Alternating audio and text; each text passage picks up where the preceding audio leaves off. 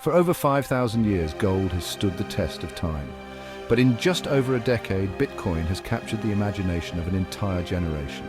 So the question is, which one deserves your trust and your capital in 2025? Gold is tangible and it doesn't yield interest, but it shines when chaos erupts. Bitcoin, born in 2009 from pure code, limited to 21 million coins, it's digital, decentralized, and volatile. Both are hedges against fiat debasement, but they play very different roles. Gold has been trusted since pharaohs ruled Egypt. It's been a currency, a symbol of power, and a tool of survival. Bitcoin, on the other hand, is engineered scarcity. No vaults, no borders, no middlemen, just cryptographic truth on a global ledger. One is weighty, the other weightless but borderless. Is gold really an inflation hedge? Not always. Its link to inflation is complicated. Macroeconomics, central bank demand, and currency strength often move it more than inflation itself. Bitcoin, in theory, it's the ultimate inflation hedge. Fixed supply, no central control, but in practice, it trades more like tech stock on steroids. Volatile, emotional, speculative. Gold's average volatility sits somewhere between 10 and 15%. Bitcoin, well, try 60 to 100%. Gold moves like a glacier. Bitcoin moves like a lightning storm. Gold calms portfolios, while Bitcoin explodes them in both directions.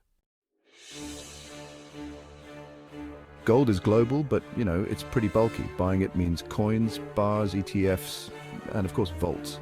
Bitcoin, that's instant, 24/7. You can buy, sell, and even store it in your pocket if you know how to handle keys. Gold requires security and insurance. Bitcoin requires private key management or, honestly, some serious trust in a custodian. Gold is mature, regulated. Central banks own tons of it. Literally, it's even legal tender in some US states. Bitcoin, still fighting for clarity. ETFs help, but regulators worldwide are, well, still figuring it out. The future? Unclear, but definitely evolving.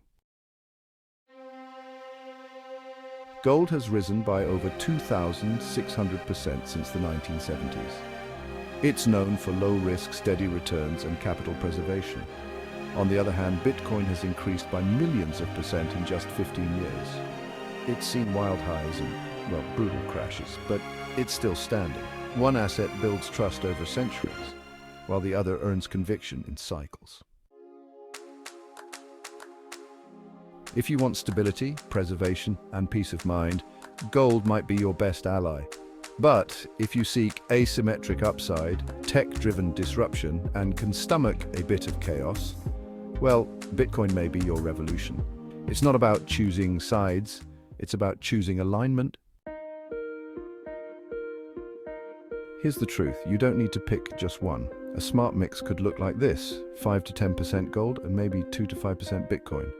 Gold protects against monetary meltdowns, while Bitcoin offers optionality in a digital future. Together, they may hedge each other's weaknesses. Gold is being hoarded by central banks, especially BRICS nations. It thrives on tension and declining trust in the US dollar.